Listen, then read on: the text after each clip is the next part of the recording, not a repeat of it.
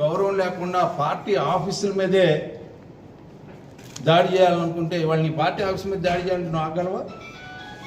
కానీ ఇది క్రమశిక్షణ కలిగినటువంటి Telugu Desam party office, Telugu Desam party నాయకత్వం. అలాంటి చర్యలకు నువ్వు పూనుకున్నటువంటి నువ్వు, హింసని ప్రేరేపించే నువ్వు సొంత బాబాయిని ఏ రకంగా ఇబ్బంది పెట్టావు? తల్లిని ఇబ్బంది పెడుతున్నావు, కూతుర్ని ఇబ్బంది పెడుతున్నావు, నీ బాబాయ్ కూతుర్ని ఇబ్బంది పెడుతున్నావు, కేసుల మీద కేసులు పెట్టడానికి ప్రయత్నించావు, ఆ రోజున భయపెట్టావు, భయభ్రాంతులు చేసావు. అందులో ఉన్న ముద్దాయిల్ని ఇప్పటి వరకు ఒక్కొక్కడు ఎంతమంది చనిపోయారు, దాని కారణాలు ఏంటి? నువ్వు ప్రభుత్వంలో ఉన్నప్పుడు ఏ రకంగా అయినా సరే వీళ్ళని ఎవరినైనా ఆదుకోవడానికి కానీ లేకపోతే నిజాన్ని నిగ్గు తేల్చడానికి, బయటకు తీల్చడానికి ఏనాడైనా సరే నీ యొక్క ప్రభుత్వం ప్రయత్నించిందా? ఆఖరికి పోలీసులను కూడా నీ మోచేత నీళ్లు తాగేలాగా చేసుకొని ఇవాళ వాళ్ళు జైలు పాలయ్యేలాగా చేసినటువంటి వ్యక్తి నువ్వు కాదా అని చెప్పి నేను అడుగుతా ఉన్నా. అక్రమ కేసులు నువ్వు పెడతా అధికార దుర్వినియోగం చేసినటువంటి నువ్వు ఈ రోజున మరలా నువ్వు ఈ యొక్క రాష్ట్రంలో చిచ్చు పెట్టడానికి, శాంతి భద్రతకి విఘాతం కలిగించేలాగా చేయడానికి, నువ్వు శాంతి భద్రతల మీద నీకు నమ్మకం లేదు అసలు ముందల. ఎందుకు నీ రాక ఎవరిని నువ్వు పరామర్శిస్తావు? ఎందుకు వస్తావు ఉన్నావు? ఎవరు నేరస్తులను పరామర్శిస్తావు? అందులో నీచాతి నీచమైనటువంటి నేర ప్రవృత్తి కలిగినటువంటి వాళ్ళని ఇవాళ నువ్వు పరామర్శించడానికి వస్తే ఏమిటి నువ్వు ఇచ్చే సందేశం ఈ సమాజానికి అని చెప్పి నేను అడుగుతా ఉన్నా. నేను 2-0 వస్తుంది నా సినిమా అని చెబుతున్నావు, ఇదేనా 2-0? అంటే వీళ్ళందరినీ రెడీ చేస్తున్నావా నీ 2-0కి? నీ 2-0కి 2.0కి నువ్వు రెడీ చేసేది వీళ్ళనేనా అని నేను అడుగుతా ఉన్నా. అంటే నువ్వు గతంలో 5 ఏళ్ళు ఉన్నందుకే 5 కోట్ల మంది ప్రజలు అసహనానికి గురై ఇచ్చిన తీర్పు అప్పుడే మర్చిపోయావా? మళ్ళీ ఇలాంటి పోకటికి నువ్వు ప్రోత్సహిస్తూ ఏం చేద్దాం అనుకుంటున్నావు ఈ సమాజాన్ని? ఈరోజు గంజాయి రాష్ట్రంగా పేరు పొందేలాగా ఎవరు చేశారు? మద్యం వరదలై పారేలాగా ఎవరు చేశారు? కల్తీ మద్యం ద్వారా అనేక మందిని 30,000 మందిని బలి తీసుకున్నటువంటి క్రూరమైనటువంటి రాజకీయ ప్రవృత్తి కలిగినటువంటి, నేర ప్రవృత్తి కలిగినటువంటి నాయకుడా ఇవాళ నువ్వు తెనాలి. నేను అడుగుతా ఉన్నా, మా పక్కనే కూచిపూడి మూల్పూర్ గ్రామంలో ఒక వ్యక్తిని దళితుడిని మర్డర్ చేస్తే ఇంతవరకు ఐడెంటిఫికేషన్ లేదు నీ గవర్నమెంట్లో. రేపు రా ఊరు రా, పరామర్శించు. నీకు దమ్ము ధైర్యం ఉంటే, నీకు నీతి నిజాయితీ ఉంటే, గతంలో ఒక దళితుడు చనిపోయిన సందర్భంలో ఇప్పుడు వరకు కూడా ఎక్కడ బాడీ ఉందో ఐడెంటిఫై చేయలేదు, ఆ కుటుంబాన్ని వెళ్ళి పరామర్శించు. నీకు ధైర్యం దమ్ముంటే.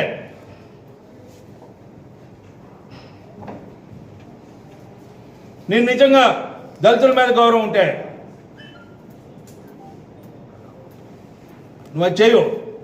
ఏదో ఒక రకంగా రాజకీయ లబ్ధి పొందటానికి, ఏదో రకంగా గుడ్డగాల్చి అవతలాడి మీద వేస్తే, ఏదో రకమైనటువంటి మత్స్య అంటకపోద్దా, దాంతో నేను బతకపోనా? నువ్వు ఏమి చేసినా ఈ ప్రజలు నమ్మరు. నువ్వు ఈ రకమైనటువంటి ప్రవృత్తితో నువ్వు ఎప్పుడొచ్చినా కూడా ఈ సమాజం ఒప్పుదు అని చెప్పి సందర్భంగా గుర్తు చేస్తూ, నువ్వు ఇలాంటి కార్యక్రమాలకు వెళ్తే ఖచ్చితంగా నీకు ప్రతిఘటన కూడా ఉంటుంది భవిష్యత్తులో అని చెప్పి చెప్పాలనేది నా ఉద్దేశం. ఎందుకంటే సమాజంలో నిజంగా నష్టం జరిగితే, ఒక్కొక్కసారి తెలిసి తెలియకుండా ఒక సంఘటన జరిగింది, దాని మూలం నష్టం జరగచ్చు. అలాంటి నిజంగా నష్టం జరిగితే ప్రభుత్వానికి తెలియజెప్పడానికో, ప్రభుత్వానికి దొంగలకి ఈ రోజున మద్దతు పలకడానికి నువ్వు వచ్చే పెద్ద దొంగ విను అని చెప్పుకోవాల్సిన పరిస్థితి ఈ రోజున నువ్వు వచ్చే రాక్కి సందేశం అని చెప్పి నేను అనుకుంటాను. వెన్నుపోటు దినంగా ప్రకటించాడు జగన్మోహన్ రెడ్డి. వెన్నుపోటు దినం ప్రకటించేటువంటి అర్హత కానీ, మాజీ ముఖ్యమంత్రి అని పిలవటానికి కూడా ఈనాడు ప్రజలు సిద్ధంగా లేరు. ఒక ఖైదీగా ప్రకటించుకుంటే బాగుంటుంది అనేటువంటిది ఈనాడు రాష్ట్ర ప్రజలు కోరుకుంటున్నటువంటి. మాజీ ముఖ్యమంత్రిని ఎక్కువ ఊహించుకోవటం, వెన్నుపోటు దినమని ప్రకటించేటువంటి అర్హత లేనటువంటి జగన్మోహన్ రెడ్డి ఎవరి కోసం, ఏ దురాలోచనతోటి వెన్నుపోటు దినాన్ని ప్రకటించాడో రాష్ట్ర ప్రజలకు సమాధానం చెప్పవలసినటువంటి అవసరం ఉంది. అదేవిధంగా జగన్మోహన్ రెడ్డి 5 ఏళ్ల పాలనలో ఒక ముఖ్యమంత్రిగా పరిపాలించాడు అనేటువంటిది ప్రజలు భావించడం లేదు. అన్ని వ్యవస్థల్ని సర్వనాశనం చేశాడు. లక్షల కుటుంబాలను రోడ్డును పడేశాడు. లక్షల కుటుంబాలు జగన్మోహన్ రెడ్డి పాలన వల్ల చనిపోయినటువంటి వాళ్ళు కానీ, అనారోగ్యం పాలైనటువంటి వాళ్ళు కానీ, ఇబ్బందులు పడినటువంటి వాళ్ళు కానీ ఈరోజు లక్షల కుటుంబాలు రాష్ట్రంలో ఉన్నారు.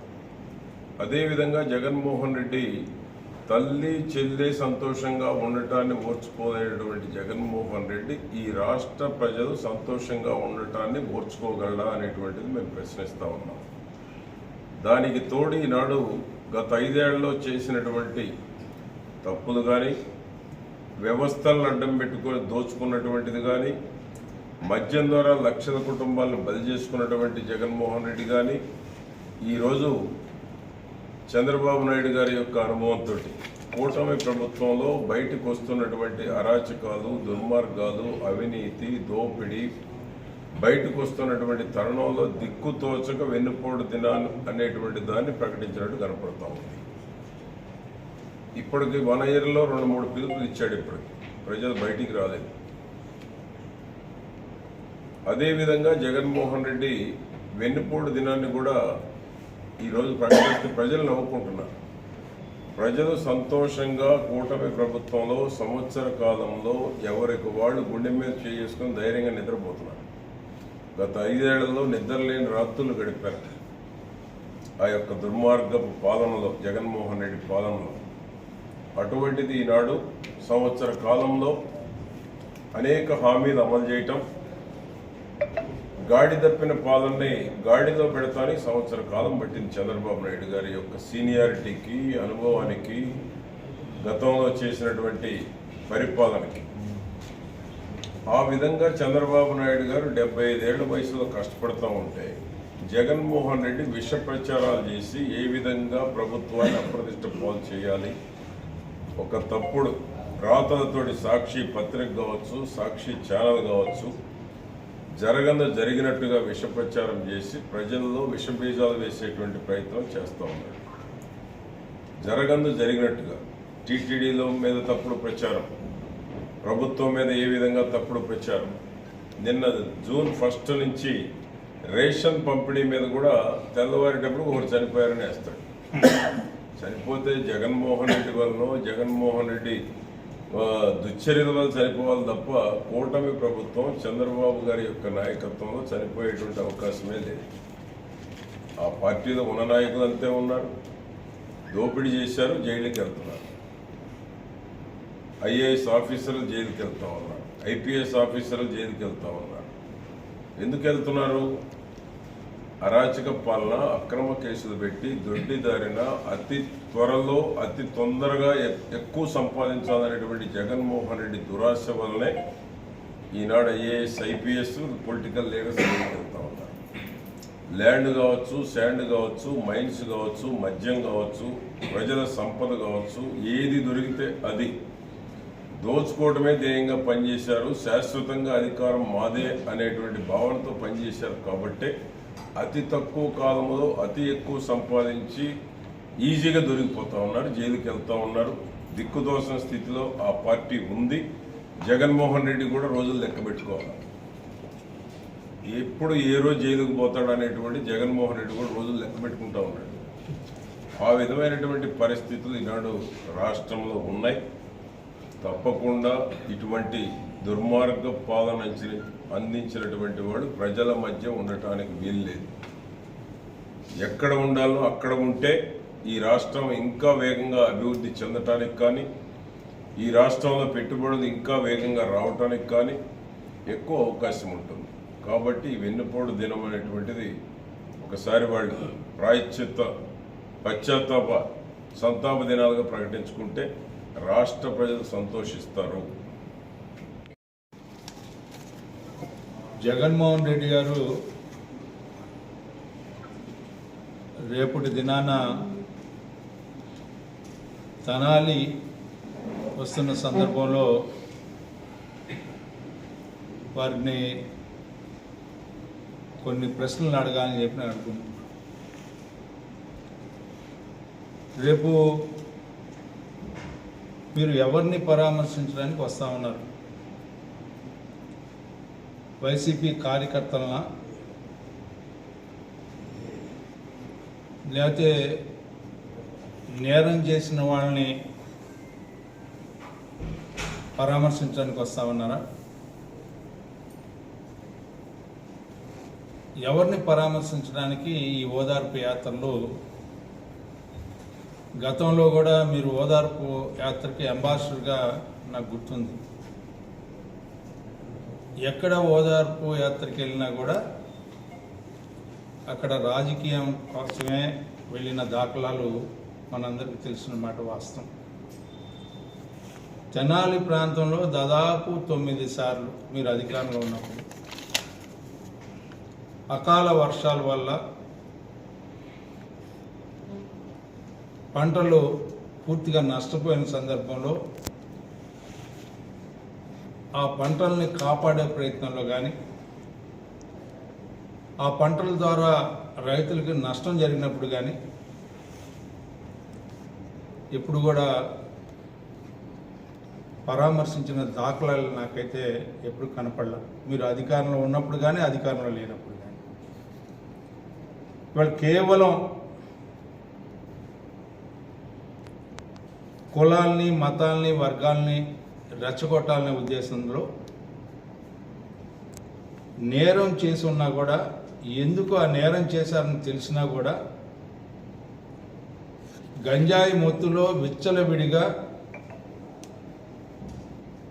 శాంతి భద్రతలను కాపాడే పోలీసులను కూడా తరిమి కొట్టడానికి, వారి మీద చేయి చేసుకోవడానికి వెనకాడినటువంటి పరిస్థితిలో ఉన్నటువంటి వ్యక్తుల్ని, వారిపై పోలీసులు చర్యలు తీసుకుంటే ఆ చర్యల్ని యావత్తు సమాజం సమర్థించింది. భయాన్ని తొలగించే కార్యక్రమానికి పోలీసులు ఒడిగడితే అది మంచిగా భావించింది సమాజం. దాన్ని అది మంచి కాదు, శాంతి భద్రతలకు విఘాతం కల్పిందని చెప్పి నువ్వు కొత్త అర్థాన్ని చెప్పడానికి నీదైన ప్రవృత్తితో, ఎందుకంటే నీ జాతకం అంతా కూడా అధికారం ఉన్న అధికారం లేకపోయినా చెడును ప్రోత్సహించి గంజాయి వనంగా మార్చినటువంటి, గంజాయి అమ్మే వాళ్ళకి నువ్వు ప్రోత్సహిస్తూ, కల్తీ మద్యం అమ్మే వాళ్ళకి ప్రోత్సహిస్తూ, దళారులకు ప్రోత్సహిస్తూ, ఆ రకమైనటువంటి నేర ప్రవృత్తిగాళ్ళకి నిలవైనటువంటి నాయకత్వాన్ని సమర్థించే కార్యక్రమం మరలా మొదలుపెట్టామనేది నేను చెప్పాను. ఎందుకంటే నీ మొత్తం చరిత్రలో ఎప్పుడైనా సరే మంచిని సమర్థించిన సంఘటన ఒకటి ఉందా అని చెప్పి నేను అడుగుతా ఉన్నా. అధికారాన్ని దుర్వినియోగం చేయటమే కాకుండా రాష్ట్రాన్ని మొత్తం కూడా విధ్వంసం చేసినటువంటి ఘనత, అరాచకం చేసినటువంటి అంశం, అవినీతి మయం అయిపోయినటువంటి పరిస్థితి, వ్యవస్థలన్నింటినీ గాడి తెప్పించి ఈ ఆంధ్ర రాష్ట్రాన్ని ఒక 50 సంవత్సరాలు వెనక్కి తీసుకెళ్ళినటువంటి ఘనత కలిగినటువంటి, నేర ప్రవృత్తి కలిగినటువంటి జగన్మోహన్ రెడ్డి గారు మళ్ళీ ఏం చేయడానికి మీరు ఈ రోజున తెనాలి వస్తా ఉన్నారు చెప్పి నేను అడుగుతా ఉన్నా. ఎవరు ఈ జాన్ విక్టరు? నేను వేరేగా చెప్పలేదు. ఈ జాన్ విక్టర్ ఎవరు అని నేను అడుగుతున్నా. ఇతని మీద దాదాపు అక్రమ మద్యం, దొంగతనం, ఫోర్జరీ, కిడ్నాప్, దాడులు, హత్యాయత్న కేసులు ఉన్నాయా లేవా? ఎప్పటి నుంచి ఉన్నాయి? 2017 crime number 340 up to 17, crime number 17 up to 18, crime number 20 up to 18, crime number 21 up to 18, crime number 203 up to 2019, అదేవిధంగా crime number of 280 of 2022, crime number 39 of 19, crime number 155 of 2022. ఏమిటి అన్ని సెక్షన్స్ 391, 340, 41, 506, 323, 427 ఇట్లా అన్ని రకాల 307 సెక్షన్ల దగ్గర నుంచి ఆఖరికి అన్ని రకాలైనటువంటి సెక్షన్లు ఉన్నటువంటి ముద్దాయిని చూడటానికి నువ్వు వచ్చావు, నువ్వు రాబోతున్నావు. అదేవిధంగా రెండో వ్యక్తి ఎవరు? దోమ రమేష్. యువతులను వేధింపులు, కిడ్నాప్, దొంగతనాలు, దాడులు, హత్యాయత్నం కేసులు ఇవన్నీ ఉన్నాయి. ఇంకొకడు కరీముల్లా, పోలీస్ కానిస్టేబుల్ మీద హత్యాయత్నం చేసిన అతను. ఇదే విధంగా ఎన్ని సెక్షన్స్ చేసి వీళ్ళందరినీ ఉంటే వీళ్ళని నువ్వు పరామర్శించడానికి వస్తున్నావంటే ఏదో దళితులకి ఏదో అన్యాయం జరిగిందని. దళితులకి ఈ రాష్ట్రంలో అన్యాయం, సుబ్రహ్మణ్యానికి అన్యాయం జరిగినప్పుడు వచ్చావా? ఓ సుధాకర్కి అన్యాయం జరిగినప్పుడు వచ్చావా? ఆ రోజు గౌతమ్ సంచులో నీ యొక్క ఎమ్మెల్సీ డ్రైవర్ని చంపి డోర్ డెలివరీ చేస్తే నువ్వు ఎక్కడైనా వచ్చావా అని చెప్పి నేను అడుగుతా ఉన్నా. ఒక డాక్టర్ రాణిని అరెస్ట్ చేస్తే నువ్వు వచ్చావా చూడటానికి? జడ్జి రామకృష్ణ గారి మీద మీరు దాడి చేస్తే ఎక్కడైనా పరామర్శించడానికి వచ్చావా? ఈ రాష్ట్రంలో ఎస్సీ ఎస్టీలకు జరిగినటువంటి అన్యాయాలని ఎక్కడైనా పరామర్శించడానికి లేకపోతే ఏదైనా ఉందని. కోతవేటలో నీకు ఇది రేప్ కేసు జరిగింది, పరామర్శించావా? ఇప్పుడు వరకైనా ముద్దాయిలు పట్టుకున్నావా?